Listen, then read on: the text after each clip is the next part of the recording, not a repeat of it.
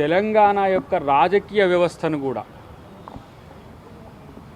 భ్రష్టం పాలు చేయడమే కాకుండా ఈరోజు ఎథికల్గా కూడా అంటే ఒక నైతిక విలువలను పాటించకుండా తమ దగ్గర ఉన్న అధికారాన్ని వినియోగించుకొని ఒకవైపు ఏమో సంపదను కొల్లగొట్టిండ్రు, రెండో వైపు ఏమో ఇట్లాంటి ఫోన్ ట్యాపింగ్లతోని లేదంటే ఇతరత్ర అధికారులను బెదిరించి అధికారులను ఈరోజు బెదిరించేవడమే కాకుండా వాళ్ళను తప్పుడు పనులు వాళ్ళతో చేయించి వివిధ రకాలుగా ఈరోజు తెలంగాణను దేశవ్యాప్తంగా అబాసుపాలు చేసి అలా మీరు చేసిన తప్పులకు సమాధానం చెప్పండి రా నాయన అంటే గగ్గోలు పడుతున్నారు వాళ్ళు. ఒకటే ఏదో ఈ శుద్ధపూసల లెక్క పరమ పవిత్రుల లెక్క ఇలాంటి మాటలు మాట్లాడుతుంటే అది హరీష్ రావు అయినా లేకపోతే కేటీఆర్ అయినా కేసీఆర్ అంటే బయటికి రాట్లేడు, మాట్లాడితే మళ్ళీ ప్రశ్నలు ఏడొస్తాయి అని. మొన్న వచ్చిండు వస్తుండు ఈరుడు వెళ్ళే అంటే వచ్చేసి సంతకం పెట్టుకొని ఏం చేస్తాడు ఆయన? చేసిన తప్పులకు సిగ్గుతో తల వంచుకోవాల్సిన పరిస్థితుల్లో మీరు చేసిన తప్పులకు 5 సంవత్సరాలు కాదు 10 సంవత్సరాల పాటు విచారణ కొనసాగినా కూడా ఇంకా శిక్షలు పడే కేసులు ఉన్నాయి మీ దాంట్లో. మీరేదో ప్రతిపక్షంగా మేమేదో ప్రశ్నిస్తుంటే మమ్మల్ని అరెస్ట్ చేస్తుండ్రు. ప్రశ్నిస్తే ప్రశ్న అనేది ప్రజాస్వామిక హక్కు, ఎవరైనా ప్రశ్నించవచ్చు. కానీ నేను ప్రశ్నిస్తా తప్పు చేస్తా అని అంటే ఎట్లా? తప్పు చేసినోనికి శిక్ష పడాల్సిందే కదా, తప్పు చేయకపోతే మీకెందుకు ఉలుకు? ఇలాంటి పరిస్థితిని మీరు ఎందుకు తెచ్చుకున్నారో ఒక్కసారి ఆత్మపరిశీలన చేసుకోండి. ఇలా మీ దాంట్లోకి వెళ్ళి మీ నెట్లోకి వెళ్ళి లేదంటే మీ గ్రూప్లోకి వెళ్ళి బయటికి వెళ్ళిన కవితమ్మ చెప్తున్న ప్రశ్నలకు సమాధానం చెప్పలేని దద్దమ్మలు ఇలా బయటికి వెళ్ళి పొంకనాలు కొడుతున్నారు. ఓర్నియమో ఒక్కొక్కరు జబ్బదర్శి మాట్లాడుతున్నారు. తప్పు చేసినోడు కూడా ఇంత డేరుగా మాట్లాడతారా? సిగ్గుండాలి కదా. నిస్సిగ్గుగా నిర్లజ్జగా తెలంగాణ సంపదను దోచుకోవడమే కాదు, లక్షల కోట్ల అప్పుతో ఇవాళ తెలంగాణ ప్రభుత్వం ఇవాళ కాంగ్రెస్ ప్రభుత్వం ఎన్ని కష్టాలు పడుతున్నది. ఇలా ఒక్కొక్క పైసా దగ్గరికి తీసి పథకాలు అమలు చేస్తుంటే పథకాల మీద ఇష్టం వచ్చినట్టుగా మాట్లాడతారు. ఈరోజు పోయినసారి మొత్తం గ్లోబల్ సమ్మిట్లో దాదాపు 5 లక్షల కోట్ల పైచిలుకు ఒప్పందాలు అయితే వీళ్లకు నవ్వులాట. గతంలో దావోస్లో 1,79,000 కోట్ల రూపాయల అగ్రిమెంట్స్ అయినాయంటే నవ్వుతారు. ఈ సన్నాసులు ఎక్కడ చదువు లేదు, యువకనే అది ఇది మాట్లాడుకుంటా ఏదో పొంకనాలు కొట్టుకుంటూ ఆడిపోయి తిరిగి వచ్చి 27,000 కోట్లు 17,000 కోట్లు తెస్తే అక్కడ కంపెనీలు లేవా? ఈ మా ఆధ్వర్యంలో కంపెనీలు వస్తే ఈ విధంగా చేస్తుంటారు. ఈరోజు తెలంగాణ ఆర్థిక స్థితికి ఆర్థిక విధ్వంసానికి కారణం కేసీఆర్. ఏమన్నంటే మేము తెలంగాణ అస్తిత్వం తెలంగాణ ఆత్మగౌరవం అంటారు.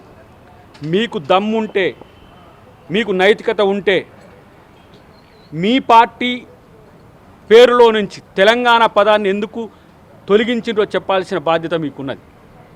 భారత రాష్ట్ర సమితి అంటారు, భారతదేశంలో గుణాత్మకమైన మార్పు అంటారు, ఇలా మళ్ళీ తెలంగాణ అస్తిత్వం తెలంగాణ అస్మిక మేమే అంటారు. తెలంగాణ మీరు కొట్లాడితేనే రాలేదురా భయ్, మాలాంటి వాళ్ళు అందరం ఉన్నాం. చాలామంది కాంగ్రెస్ పార్టీలో త్యాగాలు చేసిండ్రు.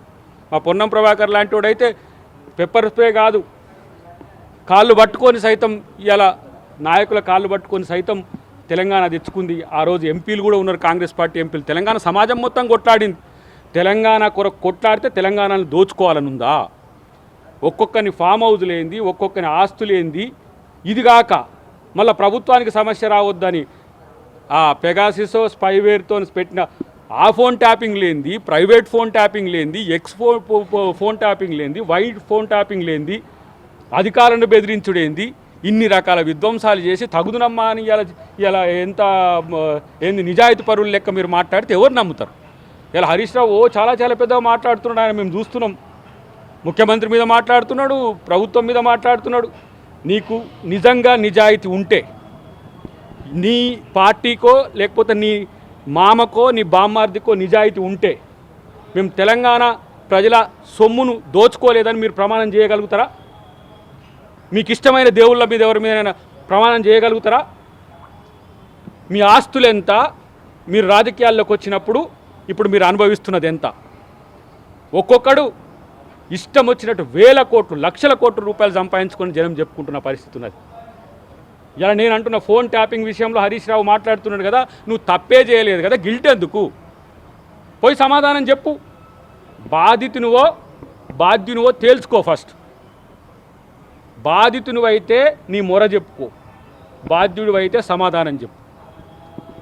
ఈ రెండిట్లల్లో బాధితునివైతే నీ వైపు ఎవరు కూడా ఆలోచించరు. నువ్వే బాధ్యునివైతే చట్టం తన పని చేసుకపోతుంది. అలాంటి దానికి కాంగ్రెస్ పార్టీ కక్ష సాధింపు చేస్తున్నది, కాంగ్రెస్ పార్టీ మేము ప్రశ్నిస్తున్నామన్నది. కాంగ్రెస్ పార్టీ కక్ష సాధించాలంటే మీరు అరెస్ట్ కావడానికి 2 సంవత్సరాలు కావాలన్నా? హోంశాఖ మంత్రి కూడా ముఖ్యమంత్రి గారే కదా. ఆయనను మీరు కాక ఏ విధంగా అరెస్ట్ చేసినరో నడి మధ్య రేతిని తీసుకొని బెడ్రూమ్లోకి వెళ్ళి తీసుకుపోయి చేసినట్టు, లేకపోతే కోదండరామ్ ఇంటి తాళాలు బలగొట్టిపోయి చేసినట్టు, మేము మురళీ ముదిరాజ్ కాడికి పోతే మమ్మల్ని తీసుకుపోయి అరెస్ట్ చేసి జైల్లో పెట్టినట్టు, లేకపోతే మందకృష్ణను ఇక్కడ ట్యాంక్ బండ్ మీద నిరసన చెప్తుంటే ప్రపంచ తెలుగు సభలు అడ్డుకుంటానికి వచ్చిందని 2 నెలలు జైల్లో పెట్టినట్టు పెట్టలేమా నిన్ను? ఏం పెద్ద పొడింగ్లా? కేసీఆర్ దొరకడా, హరీష్ రావు దొరకడా, కేటీఆర్ దొరకడా? తిరుగుతూనే ఉన్నారు కదా. కక్ష సాధింపు అయితే గివన్నీ ఎందుకు? కక్ష సాధింపు అయితే చట్టం ముందుకు తేవడం ఎందుకు? కక్ష సాధింపు అయితే విచారణ పేరు మీద తాత్సారం చేసుడు ఎందుకు? సభ్య సమాజం ముందు కాంగ్రెస్ పార్టీ ముద్దాయిగా ఉండడం ఎందుకు? కాంగ్రెస్ ప్రభుత్వం ముద్దాయిగా ఉండడం ఎందుకు? ఒక ఆయన అడుగుతున్నాడు ఇప్పుడు, సార్ మీరు ఇవన్నీ చేసిన ఆరోపణలన్నీ కూడా ఉత్తయేనా సార్, రాజకీయాల కొరకు చేసిండ్రా? మీరు వాళ్ళని అరెస్టే చేస్తలేరు కదా అన్న వాళ్ళకి ఏం సమాధానం చెప్పాలి? కాబట్టి ఎప్పుడు ఏం చేయాలనే విషయంలో ప్రభుత్వం కూడా విచారణ సంస్థల మీద ఒత్తిడి తీసుకురావట్లేదు. వాళ్లకు సమయం దొరికినప్పుడు, కోడ్ ఆఫ్ కండక్ట్ లేనప్పుడు, సందర్భానుసారం ఎవరెవరు ఏ దశల్లో ఎవరిని విచారించాల్సిన పరిస్థితి వచ్చినప్పుడు వాళ్ళని విచారిస్తున్న పరిస్థితి మేము చూస్తున్నాము. ఇప్పుడు మాలాంటి వాళ్ళకు ఒక విచారణ కూడా ఉంది, ఎందుకు డిలే అవుతుందని.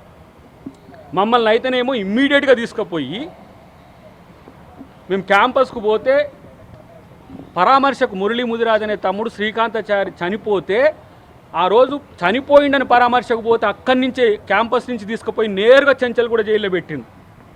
మీకు ఇంకా అదృష్టం. మిమ్మల్ని ఏంది విచారణ పేరు మీద తప్పులు చేసిండ్రా లేదా అని నిజాయితీగా పోలీసులు విచారిస్తున్నారు. విచారించడానికి కూడా లేదు, పోలీస్ స్టేషన్ నుంచే నేరుగా జైలుగా పట్టుకుపోయిన చరిత్ర మీది. మీలాగా మేమన్నా కాంగ్రెస్ ప్రభుత్వం ఏమైనా చేస్తుందా? రేవంత్ రెడ్డి గారు ఏమైనా చేస్తుండ్రా?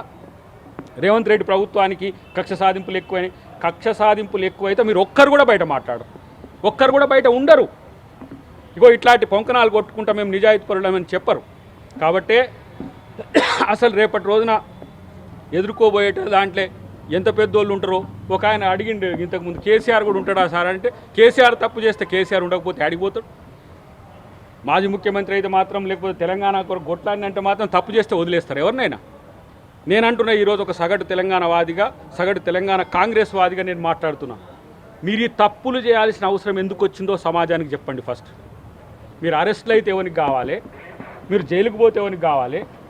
ఇష్టానుసారంగా ఇష్టం వచ్చిన రీతిన ఫోన్ ట్యాపింగ్లతో పాటు మొత్తం సంపదను దోచుకోవడానికి మీరు చేసిన కుట్రలు ఎందుకు ఈ విధంగా చేయాల్సి వచ్చిందో, మీకు తెలంగాణ ఇచ్చి కాంగ్రెస్ పార్టీ ఈరోజు ఎంత బాధపడుతుంది, మేము ఇలా ఎన్ని కష్టాలు నష్టాలు పడుతున్నామో చూస్తున్నాం. కానీ తెలంగాణ ప్రజల్ని నమ్మి మీకు ఓట్లేసి మిమ్మల్ని ముఖ్యమంత్రుల్ని చేస్తే తెలంగాణ ప్రజల్ని దోచుకోవడానికి చేసిన కుట్రల్ని ఇలా ప్రజల ముందు చెప్పాల్సిన అవసరం ఉంది. కాంగ్రెస్ పార్టీ, కాంగ్రెస్ ప్రభుత్వం, రేవంత్ రెడ్డి గారు ఆ విషయంలో ప్రజలకు సమాధానం చెప్పే దిశగానే ఈ కార్యాచరణ ఉంటుంది. కాబట్టి మీరేం బాధపడకండి, తప్పులు చేయకపోతే బాధపడకండి, విచారణను ఎదుర్కోండి, అన్ని సత్యాలను చెప్తే మీకు మరింత మేలు జరుగుతుందని చెప్పి